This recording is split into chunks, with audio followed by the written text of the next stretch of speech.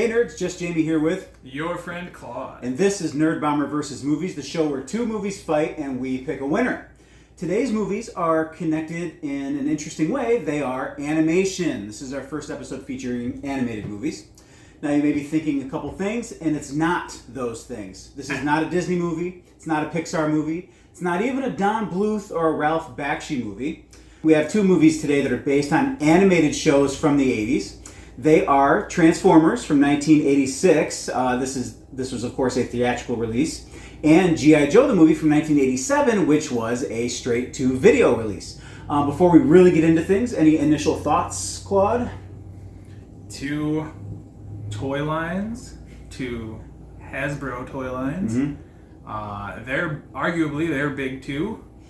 Had more direct involvement with G.I. Joe as a kid. Very, very minimal Transformers, and I'm sure it's the exact opposite story for you. Transformers made a much bigger impact eventually than the G.I. Joe movie, but I think both will surprise you. That's interesting. You're right. The Transformers in general had a much bigger effect on me than G.I. Joe did. I watched it more often. The movie too. It doesn't switch. The movies don't switch positions for me either. The Transformers, the movie, I had seen many, many times, and actually my first viewing of G.I. Joe, the movie, was for this episode. So we'll see how that affects things. But before we get into scores, I'm going to be back with the basics. Decepticons are attacking our launch site. Where's Prime? He's on Cybertron. It's up to you, Ultra Magnus. Autobots, transform and mount up. When Ultra Magnus rolls into action, he takes on Decepticons like no one else. Meet Ultra Magnus. As car carrier, he can transport 4 Autobots into battle. But once there, he transforms into my powerful Autobot commander. Transformers. The Transformers, each sold separately from Hasbro. Alright, I'm back, and it's time for some basics for today's competitors. We will start with Transformers the movie, again from 1986. The screenplay here was written by Ron Friedman. Friedman is a veteran of television writing. He actually started way back in the 60s. He wrote for shows like Bewitched, My Favorite Martian, Gilligan's Island, The Andy Griffith Show, a lot of classics. There's a lot more on his resume than that. But he worked all the way up into the 90s, and he mostly moved into animation at that time on shows like The Fantastic Four, Iron Man, and Tasmania.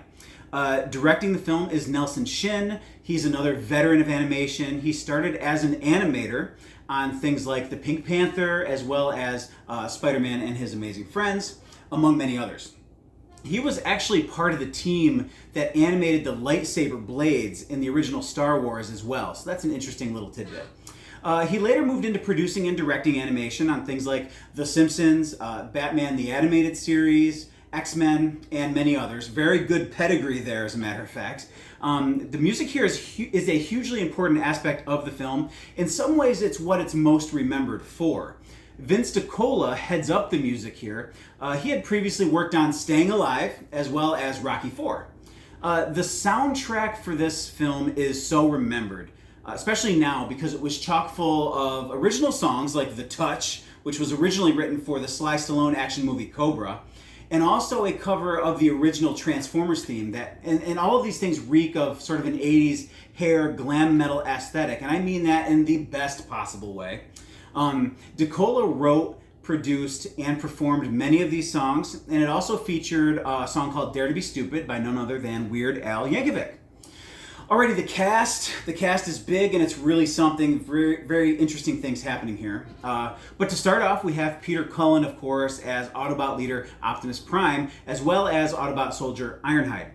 Cullen is known as Optimus Prime primarily. He has played this character for upwards of 4 decades in various incarnations, including many versions of the cartoon, many iterations of the cartoon, the live-action films, video games, and on and on. But he is an animation veteran. He has voiced Eeyore. He voiced Monterey Jack from the Chippendales Rescue Rangers show. He even did the vocalizations, that is, of the Predator in The Predator. So he's been around. Next up is Frank Welker as Decepticon leader, Megatron, and also Soundwave, Rumble, Frenzy, and Wheelie. Speaking of animation veterans, it would be impossible to list all of the accolades for Frank Welker, but just trust that he's been a voice performer in just about every animated franchise there's ever been, you've ever watched, or you've ever heard of. All right, it's hard to know where to go from here. I guess first I'll start off with some of the actors who had been working on Transformers all along at the time this movie was made, along with Cullen and Welker. A couple of the bigger names that had been associated with Transformers up to this point were Scatman Crothers and Casey Kasem as Jazz and Cliffjumper. In addition to them, Dan Gilvezan plays Bumblebee, Greg Berger plays Grimlock, Buster Jones plays Blaster, Corey Burton plays Spike, Witwicky, Brawn, and Shockwave. There are a lot more voice veterans filling out the tertiary cast, but Hasbro brought in some big guns for new characters being introduced in this movie. First up, 80s Brat Pack mainstay Judd Nelson plays young Autobot Hot Rod. Unsolved Mysteries host Robert Stack plays Autobot Officer Ultra Magnus. Mr. Spock himself, Leonard Nimoy, plays new Decepticon leader Galvatron. Lionel Stander, a Hollywood veteran going back to the 30s, plays Autobot Old-Timer Cup. Micro Machines Motormouth John Machida Jr. plays Blur in a pretty fun part. It's not actually a big one, but it's fun. And Monty Python's Eric Idle plays Junk Planet Transformer Wreck-Gar. Finally, unbelievably, Hollywood icon Orson Welles, in his final film role, completed during a recording session just 5 days before his death, plays the giant, evil, planet-eating Transformer Unicron. Like I said, the cast for this film is, it's a hell of a thing. Okay, so this film was made because toy company Hasbro wanted to roll out a new line of Transformers toys, to put it simply. The animated show had always existed to be in service of toy sales. It was an episodic commercial. Rolling out a new toy line all at once necessitated an overhaul of the cast of characters on the show. They decided to do this by making a feature-length film wherein they would do all of this at one time. Simply put, they decided they'd do this by killing, in several cases on screen, many of the existing characters in fairly exceptionally violent ways. Ironhide is shot in the head point blank by Megatron. Prowl dies with fire coming out of his mouth, etc. One of the characters destined for death was none other than Optimus Prime himself. Now, the creatives warned the executives not to do this, but they did it anyway, and eventually had to resurrect Prime in the subsequent seasons of the TV show. Because they had kids crying in theaters, parents writing in, complaining in angry letters, etc. One Hasbro employee admits more recently that they didn't know he was an icon and they thought they were just killing off an old product line and launching another. That is just unbelievable to read such ignorance admitted in print. I was taken aback by that one. Anyway, the pop culture footprint of the movie wasn't actually that great at the time. Although the TV show was still doing okay, it was lost. The movie was lost in a summer of big genre movies, didn't find much box office success, as you'll see in a minute. The controversial storylines didn't help it gain traction either. Of course, Transformers had toys, that was the whole point of all of this, but there were also comics, video games, etc. The movie did not determine the existence of these things. They were going to be there regardless. Later on, the film would develop a pretty significant cult fandom. It would see remasters, it would get VHS releases, it would get DVD releases, it would get Blu-ray releases, it would get theatrical re-releases with certain points of dialogue put back into the movie. The Transformers franchise in general would continue to be very strong for decades. As I mentioned earlier, it spawned several variations of the show in the 90s, the 2000s, the 2010s. There was a live-action film franchise that made a lot of money. And while it was a divisive series of movies, recent developments have been a little bit better received, and there is more on the way, so we'll see how that goes. In other words, the state of Transformers is strong and basically has been since the inception of the franchise. Okay, that brings us to 1987's G.I. Joe, the movie. Ron Friedman again appears as a screenwriter. Here he worked with an uncredited Buzz Dixon, who had written mostly comics for Marvel, as well as episodes of animated shows like G.I. Joe, Transformers, Jem, Thundar the Barbarian, Tiny Toons, Teenage Mutant Ninja Turtles, and many, many, many, many more. As a director here, we have Don Jurwich. Jurwich was mainly an animation producer with dozens of credits in that role.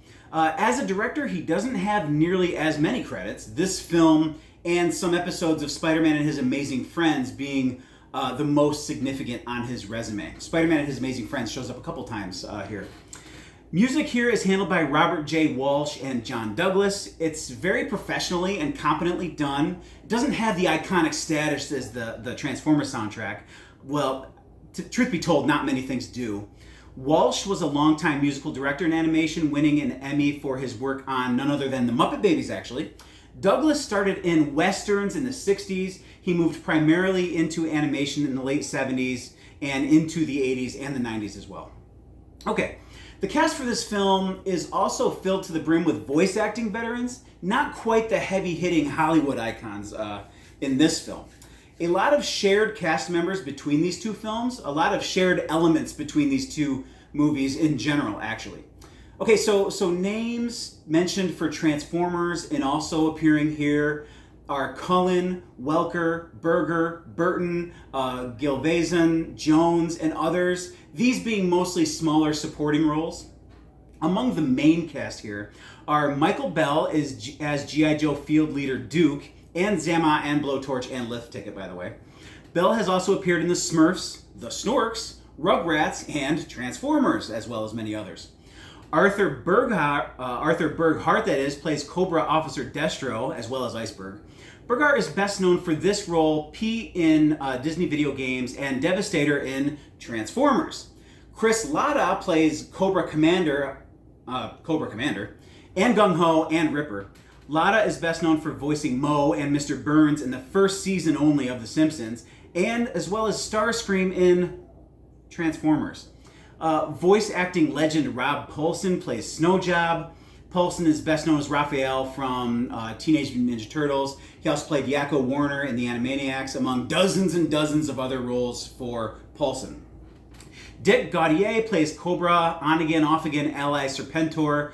Gaudier is known mainly for live-action TV roles in Get Smart, a sketch comedy show called When Things Were Rotten, and others. He started voice acting in the 80s, appearing in all of the shows you'd expect in the 80s.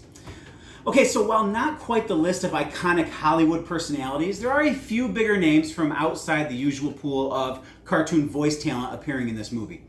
We have wrestling legend Sergeant Slaughter as Sergeant Slaughter, Miami Vice's Don Johnson as Lieutenant Falcon, and Burgess Meredith as Galabulus. Let me just say, both of these movies have huge casts, and I skipped over a lot of names just to give you what I gave you. So I encourage you to peruse the cast list if you're into that sort of thing, because there are some interesting names that appear, interesting people that cross over between many series. All right, so this movie was originally slated to be released before Transformers the movie, but unexpected production delays changed that, and it affected this movie in a couple of actually pretty important ways. First, due to the disappointing box office returns of Transformers, as well as a theatrical release of My Little Pony, this film was not released in theaters. As I said earlier, it was a direct-to-video release. Hasbro opted to put this movie directly into video, but it also did a TV release where they cut the movie up into episodes. Also, much like Autobot leader Optimus Prime, G.I. Joe leader Duke was going to be killed off. But the backlash that Hasbro got from Prime's death convinced them to change this. Now, the thing is, Duke's death, as originally animated, is still very much in the film when you watch it. There's one line of off-screen dialogue that suggests he's only in a coma instead of dead, so take that as you will. All right, pop culture footprint, it's hard to tell. G.I. Joe was still a fairly strong brand at this time in a general sense, having evolved from a line of 12-inch figures in the 60s to the Marvel Comics series to the 3 3/4-inch figures of the 80s that launched alongside the TV series. This film presumably did okay as a VHS release and a TV release, as you'll hear in a minute, but it didn't alter the course of the IP, and as a non-theatrical release, its financial success and or failure is kind of difficult to determine. Like Transformers, G.I. Joe obviously did have comics Toys was the whole point of this thing. There were also video games, etc. But also much like Transformers, these movies that we're talking about today didn't directly spawn those things. These movies were merely another element of the entire multimedia money-grabbing package for both of these IPs. The movies and everything else was in service of toy sales. In modern times, G.I. Joe's presence isn't especially strong. There has been little animated continuation of the franchise. There were 3 live-action movies in the last 15 years that weren't quite as financially profitable as the live-action Transformers films, and there doesn't seem to be much on the horizon for the franchise at this moment. The military iconography can sometimes make it a little bit of a tougher sell in the current pop culture climate. Okay, I think that's it for the basics. I'm going to give up my spot to Claude so he can give you the tale of the tape. Fearing Cobra Commander no longer has the ability to lead, Destro and Dr. Mindbender comb the tombs of the most evil leaders in history, and from their genetic tissues produce a composite clone, the ultimate Cobra Emperor, Serpentor. Introducing Serpentor, the ultimate Cobra Emperor. Serpentor, the most evil foe of G.I. Joe. G.I. Joe. Cobra! Cobra Emperor comes with air chariot. Joe!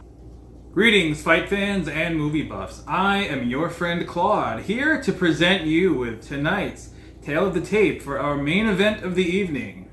Transformers, the movie, versus G.I. Joe, the movie. Let's see how things shake out between our contenders. Starting, as always, you guessed it, with the distributing studio. And right away, there's a fairly significant advantage for one of the films, being Transformers, distributed theatrically by Paramount Pictures.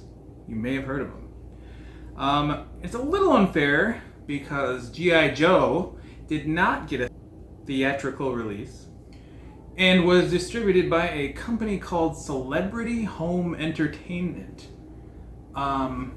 So since nobody on earth besides the people who worked for that company have ever heard of it, I am going to also mention that this is one of the cartoons in the 80s that was produced by Marvel in conjunction with others.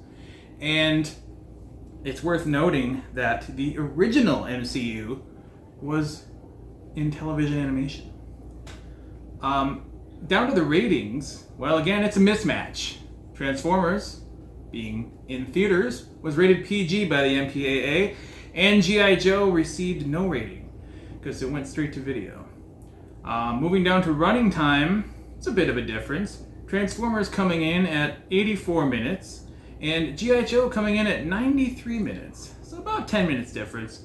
I would say that when I watch these movies, they feel reflective of their actual running time. G.I. Joe feels a bit longer and hits you with a lot of scene changes and a lot of things that take up that time. As far as release dates, a year apart, as Jamie mentioned, August 8th, 1986 for Transformers, and April 20th, 1987 for G.I. Joe. So a big summer release for Transformers. Maybe G.I. Joe would have gotten that treatment as well, had the plans gone the way they were originally supposed to. But instead, we get a spring-ish release, home video release for G.I. Joe, followed by several opportunities to see it broken up into a 5-parter when the show went back to TV in syndication.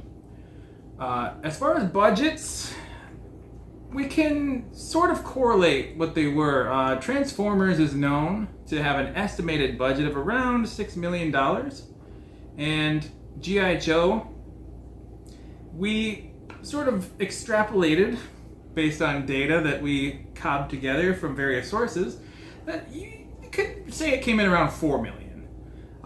They're comparable in scope and look, and production value. Both of these are. It's nice that they look for the most part like theatrical quality animation projects.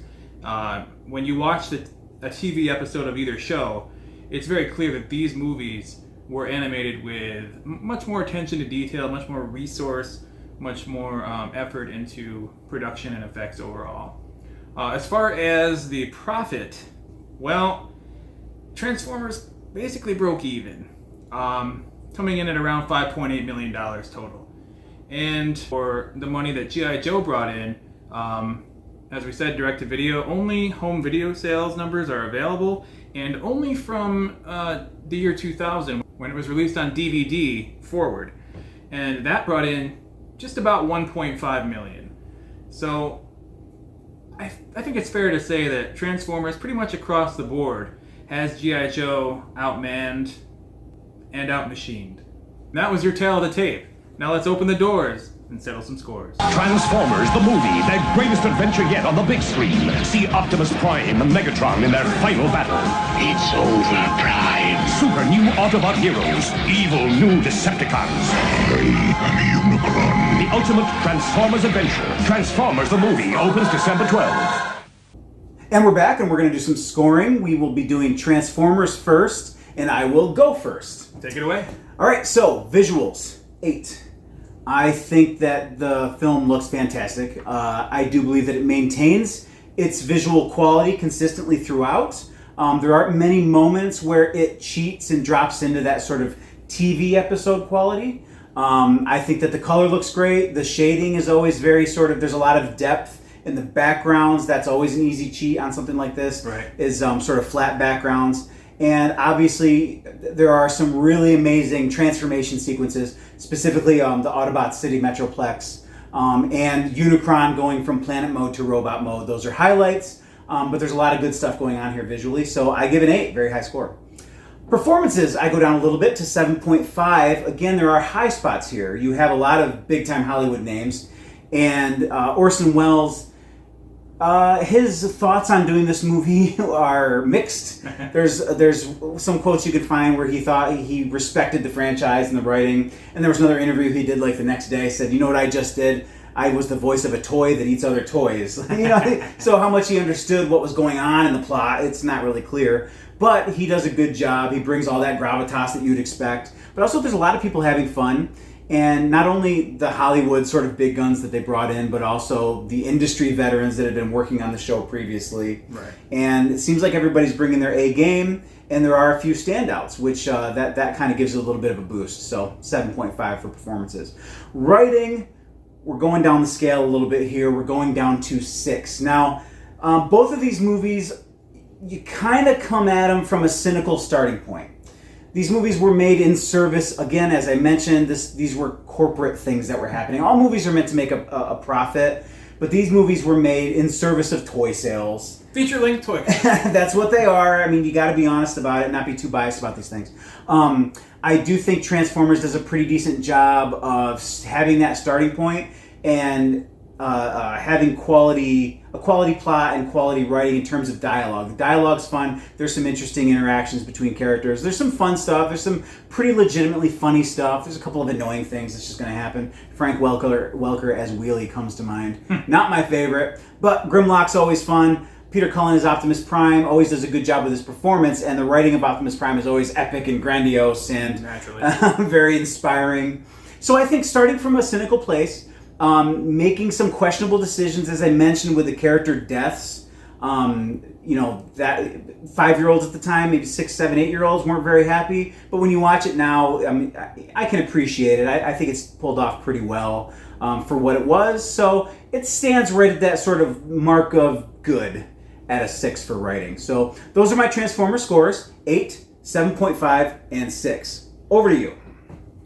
My Transformer scores are not very different in many ways.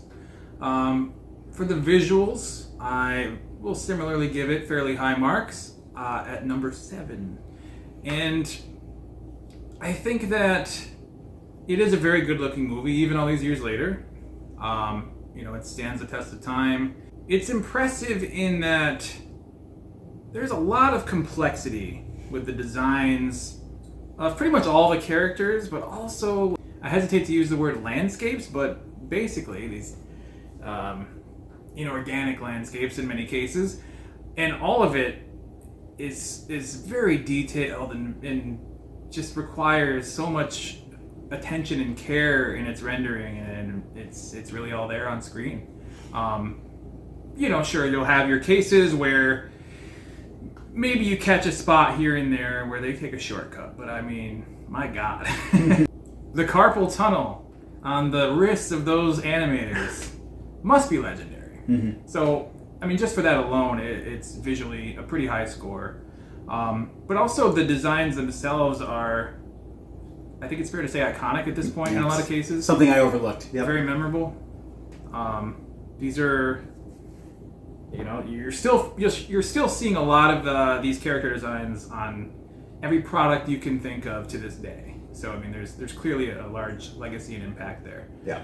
So comfortably 7 for visuals for me. Performances also 7.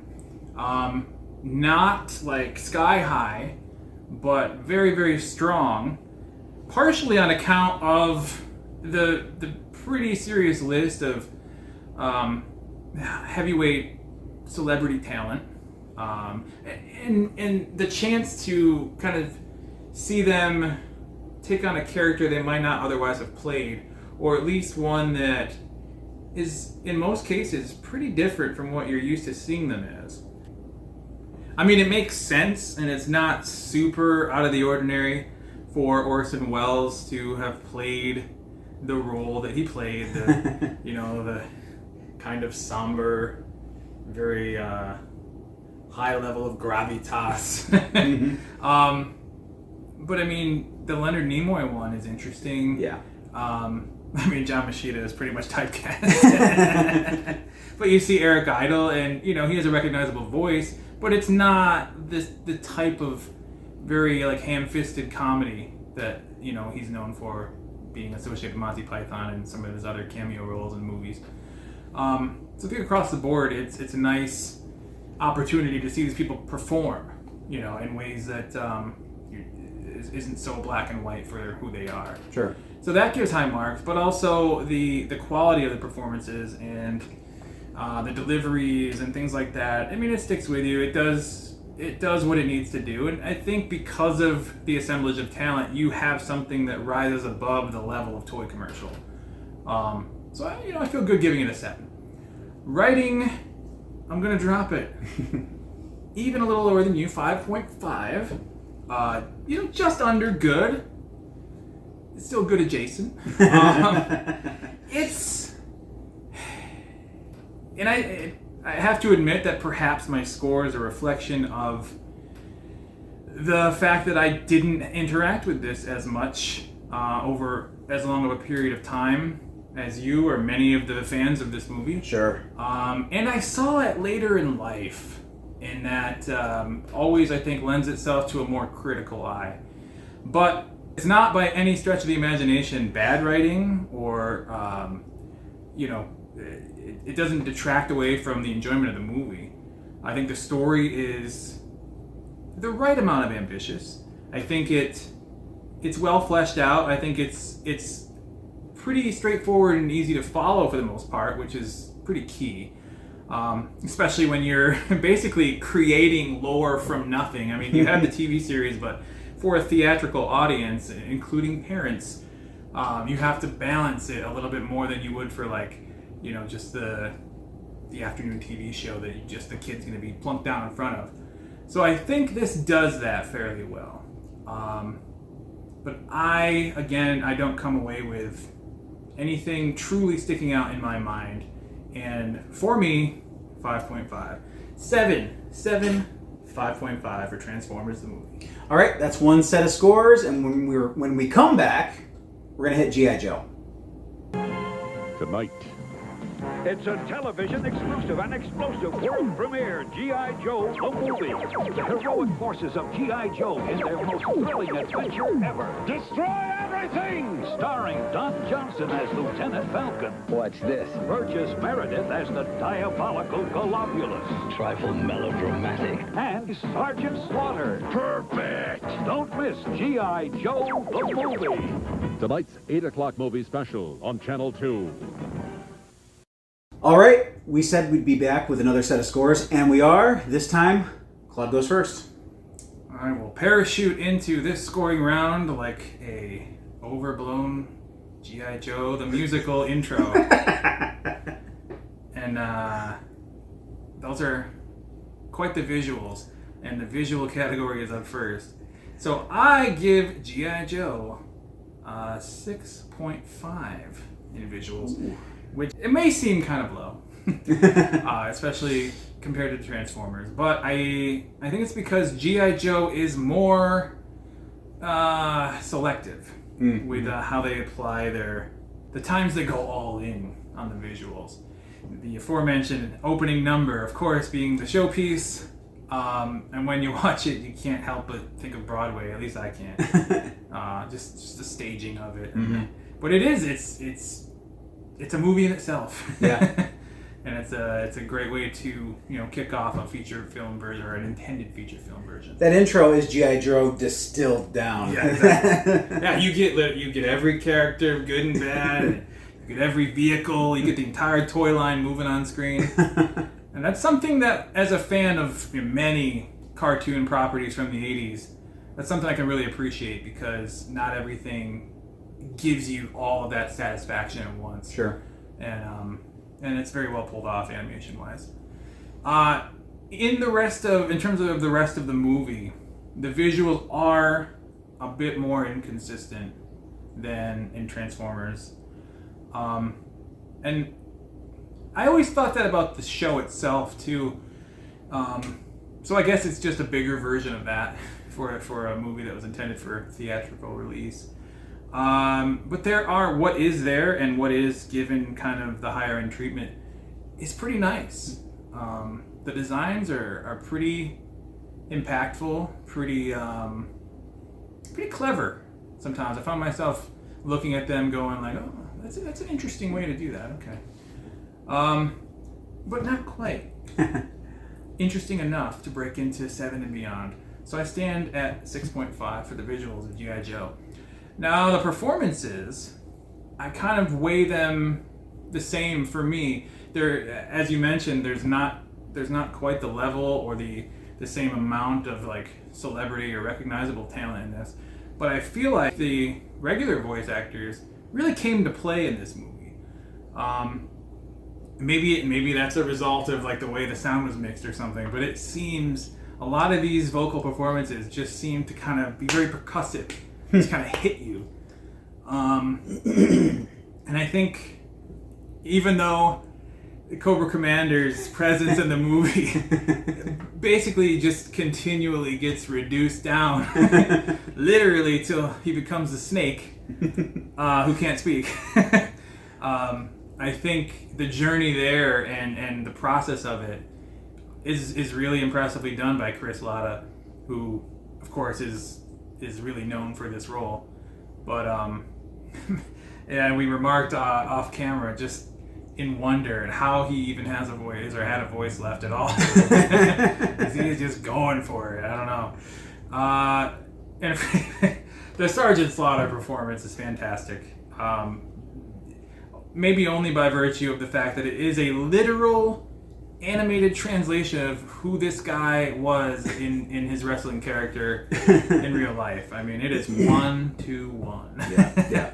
And it's really well captured. But for me, the centerpiece performance was something I really wasn't expecting. I was expecting the opposite, actually. Burgess Meredith as Globulus, I think was...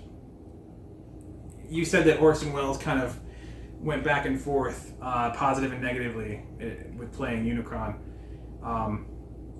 And I don't know what Burgess Meredith's thoughts were about this role, but just listening to it and watching it, it feels like he enjoyed this opportunity. Mm-hmm. It comes across like he was able to really kind of sink his teeth into it. And his voice is recognizable, but it seemed to be different in quality than I've heard it in the past. Yeah. It wasn't just this like, oh, that's Burgess Meredith cashing a check. There's Mickey. Yeah, exactly. The Penguin. Yeah. He really came to play. So that left its mark on me. So I feel strongly about giving the performances in this movie a 7. Writing, much like Transformers, I'm going to have to go with 5.5. But for different reasons. I feel like whereas Transformers has kind of a grandness, a weightiness to the story, and a very clear kind of through line from A to B to the plot. G.I. Joe kind of doesn't. It wants to be grand. It wants to be ambitious. But it sort of ultimately collapses under the weight of those ambitions, story-wise. I think there's just too much there, and it feels like that at times. And it's a little all over the place in parts in terms of being able to follow what's going on. A lot of hardcore G.I. Joe fans take exception with the movie because it goes so far off into the bioengineered, the fantastical, the I don't know, science-y, whereas it's primarily known as more of a military fantasy series. This starts introducing these mutants and alien creatures and things, and it just feels like almost like a different show by the end of the movie.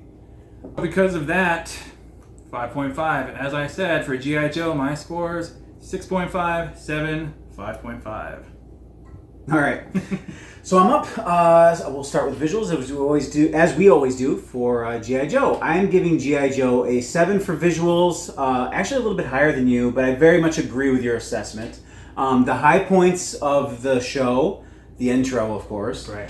The high points are just as high as Transformers, but it has lower lows. Yeah. And more frequent lows. Another cool thing, just to stay positive for a second, another cool thing that G.I. Joe does is there are moments of rotoscoped animation. There are certain moments where that comes in, and that's pretty cool. Yeah. They're not always sticking to that level. There are moments where they are cheating. You can tell they're doing a lot of frame skipping. There was a specific sequence with a dog, and it's animated at about 5 frames a second. It's a little rough. Some of the backgrounds are a little bit more sparse. Right. So there are moments where they're sort of cheating away from that quality more often. So that's why this movie gets a little bit of a downgrade in visuals. There are still really good designs in the movie. The vehicles, of course, as always. Yeah. This sort of like reptile mutant civilization, like you talked about that being sort of a diversion from what's normal for G.I. Joe in terms of writing. In terms of visuals, there's some really cool stuff, really creative stuff there. Right. Pieces of the landscape turn into creatures they have to fight. There's some really cool original stuff. So again, that's another positive aspect, but again, gets a 7 because there are more of those moments where they are pulling back and cheating a little bit.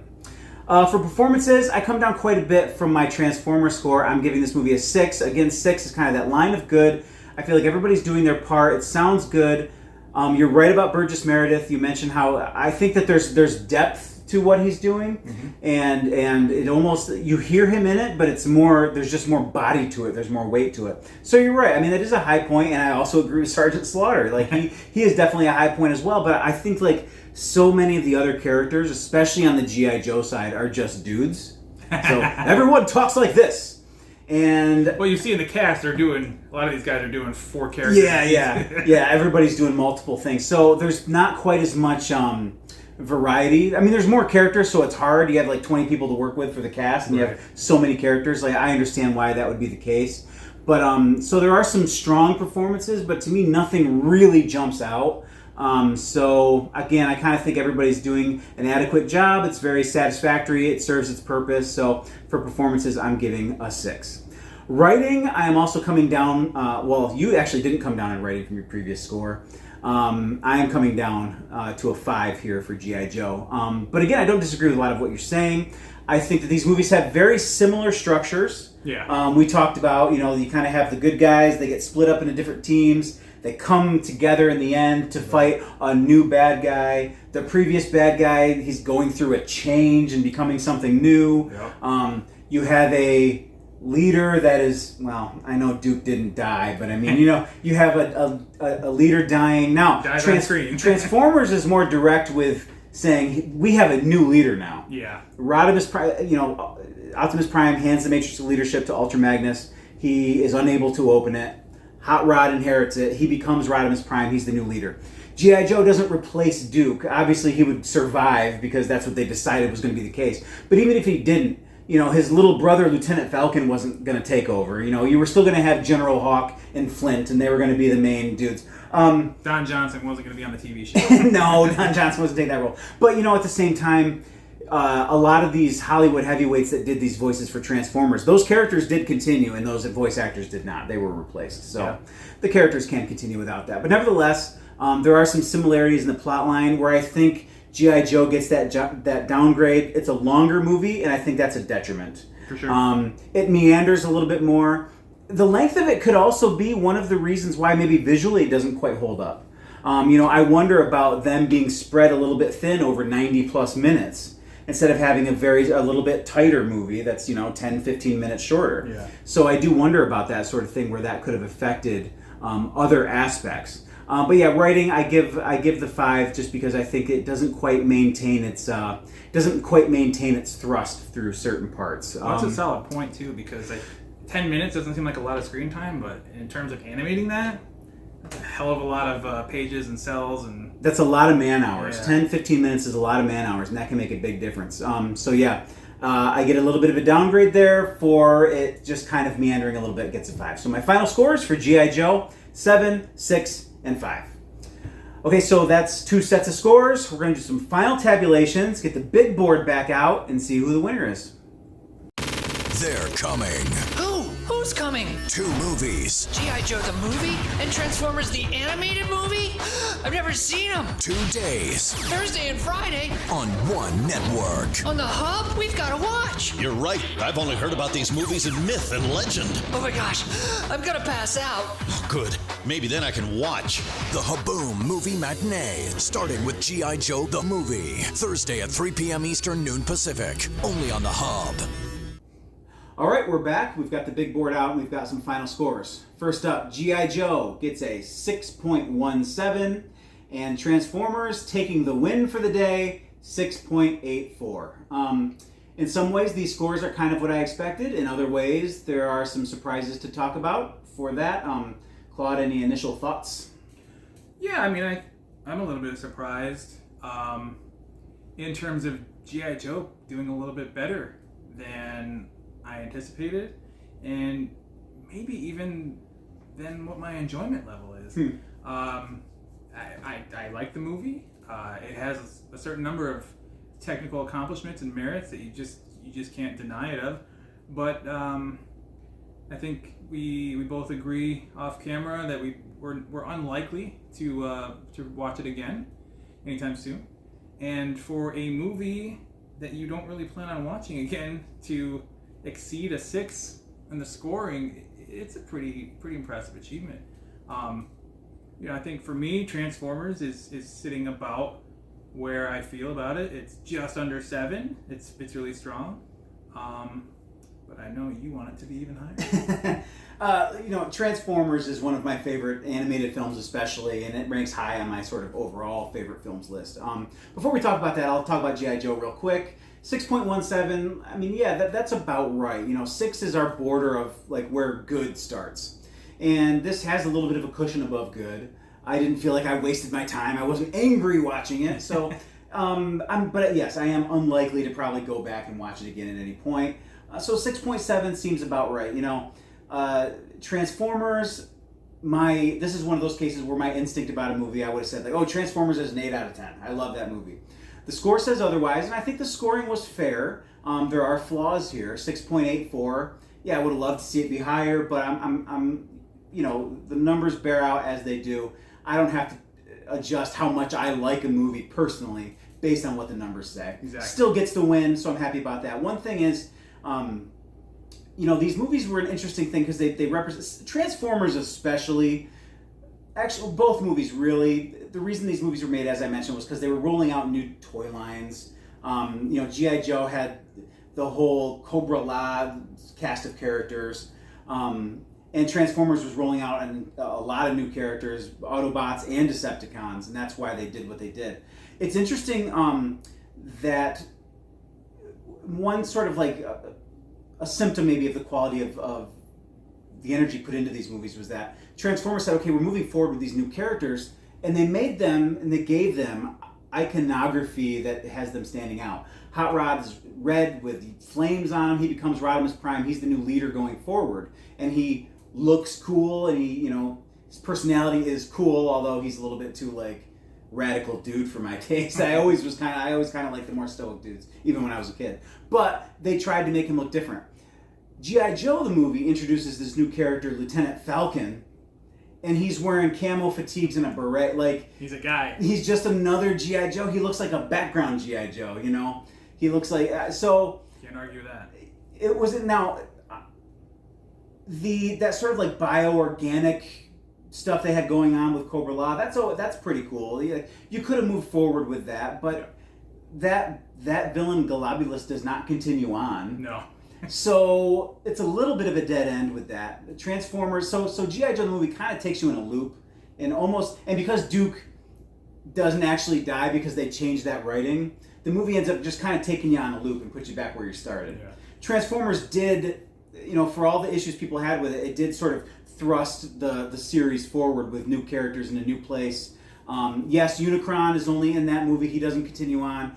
But you have Galvatron, which is an evolution of Megatron, and obviously a new cast of characters with the Autobots, as I mentioned before. So I think that also plays out here. One movie did maybe a better job of thrusting things forward on a path, and the other one kind of just takes you back where you were. So, but anyways, both movies are worth a watch. They're worth your time, I think. I'll probably revisit Transformers. I might not revisit G.I. Joe, but I have no hard feelings. I have to imagine that Hasbro saw the backlash of killing off Optimus Prime and just put the complete stop, pulled the brakes on everything with G.I. Joe and said, let's stick to what works. 100%. I think I mentioned that earlier. That was one of the big ways that G.I. Joe was changed, was because of that outcry about Optimus Prime. Yeah. And of course, Transformers didn't make any money, so that's why I went direct to video. But okay, so anyway, we have our final scores and we have a winner, and I think that'll do it for this episode of the Nerd Bomber So we have some final scores and we have a winner, and I think that'll do it for this episode of Nerd Bomber vs. Movies, our first foray into animation. You can find us on YouTube. Obviously, you must have already because you're watching us now. We have a podcast, the Nerd Bomber Podcast. You can find that on Instagram at Nerd Bomber Pod, and from there you can find our links and you can find ways to look at the things that we do. So that's it for this episode. For your friend Claude, I've been Just Jamie, and until the next battle, aloha. Please deposit litter in trash receptacles as you exit the auditorium. Thanks for visiting with us. Buckle up and drive safely. See you next week.